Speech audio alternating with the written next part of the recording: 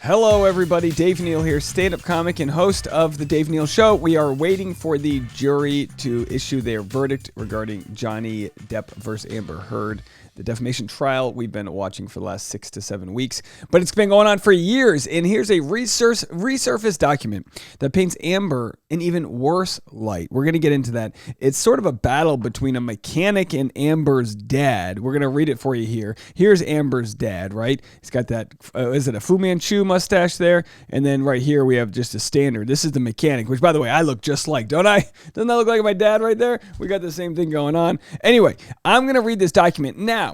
If you've been following this case for years, this might be common knowledge, but for a lot of people that have just been following with all of the big testimonies of Johnny and Amber and, Dr. Curry and the others, we might have missed a few of these things. So it's important to go through them. This is a declaration of David Kilaki, Sr., a mechanic. Now, rightfully, he has worked in the past for Johnny Depp. So, yes, he could be lying to protect Johnny Depp, but at the same time, that would be illegal. And let's just take this as his truth. And I'm going to read it for you right now.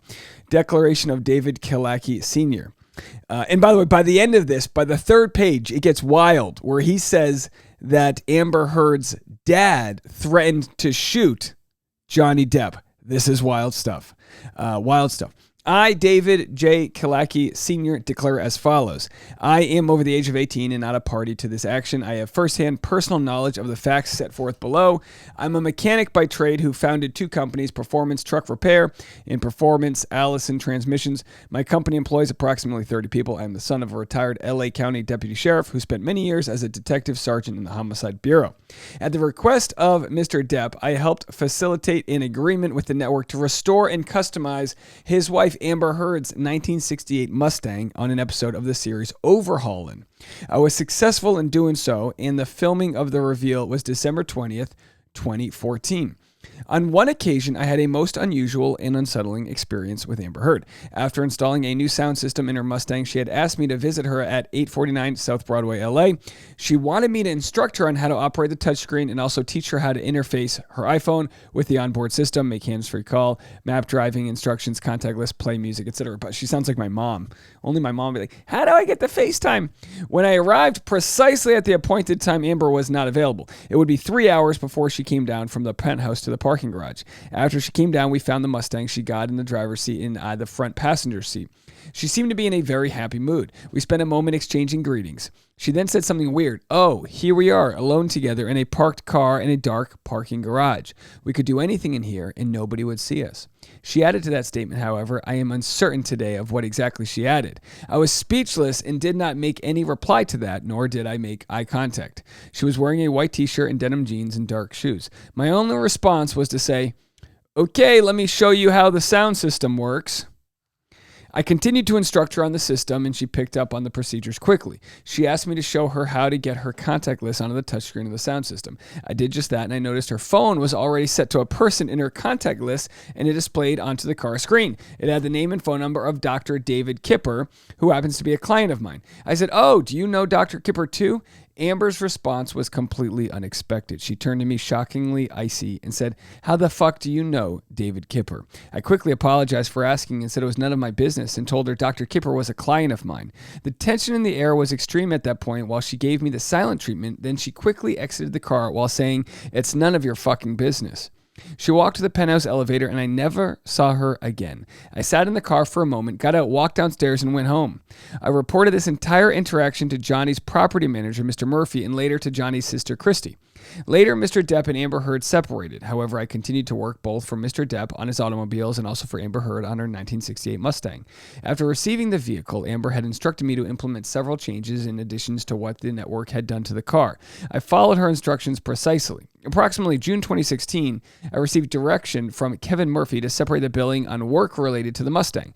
I was told to continue billing Johnny for work performed on his vehicles and to invoice Amber directly for work performed on her Mustang. I immediately informed Amber of the instruction I had been given by Mr. Murphy. The reply I received what can only be described as an extremely hostile response from Amber.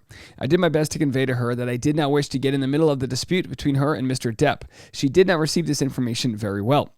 Her first reaction was to verbally abuse me with expletives, threats, and a continued rant over what she claimed was an unfortunate financial downturn of her personal finances caused by Mr. Depp. At one point, she said, "You motherfucker, you're screwing me."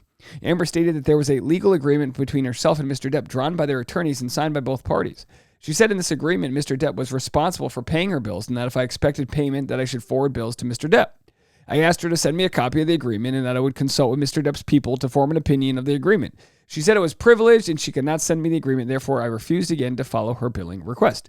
The verbal abuse continued, including the words fucker, asshole, motherfucker, etc. Then she said that she hadn't authorized, by the way, I've never said those words to anybody. You know what I mean? Like, how harsh can you be? The poor guy's doing his job. Then she said that she hadn't authorized, I mean, I've said those words, but not in a way where I was actually, usually just a friend. Then she said that she didn't authorize the repairs, and I reminded her of the phone conversations and text messages that contradict that statement. Amber tried everything to convince me to release the car to her without payment. She claimed to not have the money. She said, "Johnny's not paying my rent. He's not paying my bills. Fuck him and fuck you." The final phone conversation I had with her was very unpleasant for me. I had had enough of the verbal abuse and threats and had decided to no longer respond to attempted text and phone calls from Mrs. Heard. At one point, I demanded cash only, and I informed her accountant, Hector. My conversations and communication with Hector were pleasant. After Amber Heard was informed about the new cash-only policy, she flipped out at me over the phone. The abuse was worse than before, yelling, cussing, and threatening me with legal action. Amber said that I had broken our agreement to satisfy the open invoices. She also stated that I was a dishonorable piece of shit. During the attempt to facilitate the repairs, modifications, and additions to the Mustang, I received many text messages and phone calls from Amber's father, Mr. David Heard. After the separation of Amber and Mr. Depp, Mr. Heard became very bitter towards Mr. Depp. During a phone call with me, he stated, "That fucking piece of shit is fucking me too, because I'm supposed to get 10% of the money, and without it, I can't produce the movie I was going to make. And he is ruining my baby girl's career and blackballing her in Hollywood. And when I get to him, I'm going to beat the shit out of him. And I'm from Texas, and men from Texas carry 45s, and Johnny is going to meet the fucking end of mine." I told Mr. Heard that it sounded to me like he was drunk. He said, "Yeah, maybe I am, and I'm going to shove the whiskey bottle up your ass." I strongly advised him to stop making death threats about Johnny and threats of violence against me. After getting off the phone, I called Mr. Murphy instantly and reported what Mr. Heard had threatened, advising him to report it to Mr. Depp's attorney. He assured me that he would. Having been raised by a deputy sheriff homicide detective, I knew to take such threats seriously. Executed this 22nd day of November 2019 in Los Angeles, California. I declare under penalty of perjury under the laws of the USA and the state of Virginia that the foregoing is true and correct. Signed, David Kalaki Sr. Boy, don't you just want to give this guy a big hug? I mean, wow. 1 second he's changing his oil. The next second she's coming, onto him, making some advances. I mean, what was the point of all that, right? So many questions after reading all that. Thank you for sticking around with me on that one. It's just wild, but it's painting a picture. Now, this was a signed declaration. If it's found out that he's lying, then he's committing perjury, and that's obviously he could go to jail. That's a criminal offense, right? Now, there's other examples, the rumors that are flying around that aren't necessarily true. Now, we have to read, a signed declaration and take that as somebody's truth. But there's this rumor that Kevin Costner said Amber Heard entered his trailer naked while filming a 2014 movie. And this rumor has been flying around, and it could be true, but it's unfounded. This rumor started back in 2014 on a gossip site that publishes rumors and fan fiction. And as far as I can tell, have never been able to prove this to be true. Anyway, so the point being is that there's a lot of muck out there. And there's truth out there. And it's important as an audience, whether it's a presidential election, whether it's the mainstream media, whether it's a trial that we're watching, to look at what is true and versus what are rumors. That's why it was so important to watch this court case and see it all play out. Now, look, people will still lie under oath. But for the most part, swearing that you're going to tell the truth under oath is something that, is a little different than a blind rumor that's flying around. So I just wanted to share that as an example of saying, hey guys, look, you can be against Amber Heard all you want, but that doesn't mean every rumor is going to be true. Now, the last person in the world that's probably supporting, or I should say the final person supporting Amber Heard is Eve Barlow. She's been thrown out of the courtroom, and she says, I don't understand why the conservative right in the U.S. are rooting for Johnny Depp. He joked about I'm actually not going to say what that tweet is because I don't want to get on a no-fly zone. Eve, then she then said, so Johnny Depp is on tour with Jeff Beck. He played in Sheffield tonight and will likely play the Royal Albert Hall in London tomorrow and Tuesday. That's the domestic abuse victim waiting for his defamation case verdict, the one who's been canceled. And look, I completely disagree with her. If I had the funds, like Johnny Depp does, to not wait 3 long weekend days, 3 holiday weekend days for a court case in Virginia, I'd fly to England too to go jam out with my friends. And you know what I mean? It's just a weird take she's got there. So anyway, yeah, Johnny Depp is on tour. Let him be. He can be a victim. And he can also play guitar with his buddies. Those can both be true.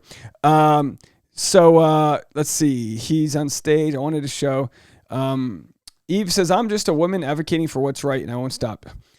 She stands with Amber Heard. So Amber Heard does have people that stand on her side, but when you see the sworn testimony of this guy and all the others, it really makes you wonder. I mean, we know, as far as conspiracies go, Johnny Depp, he's a powerful man, but is he able to reach all these different people and get them to change their story?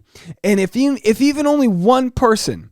If only one person that Johnny Depp this is a hypothetical, but if there was only one person that decided not to do what Johnny Depp was asking, they could just be like, oh yeah, he asked me to lie under oath and I'm not going to do that. None of that's happened. Everyone's come together from separate corners just to say, yeah, look, hey, you got it twisted. You got the wrong person here. So will this be information the jury sees? I don't believe so. I don't believe this was in evidence. I could be wrong. Let me know. But this was submitted, whether or not, I guess because it wasn't, I don't know what this, because I'm not an expert. I don't know why this wouldn't make it into the court documents, but there's a ton of information that hasn't made it in, and we'll have to see what the jury rules.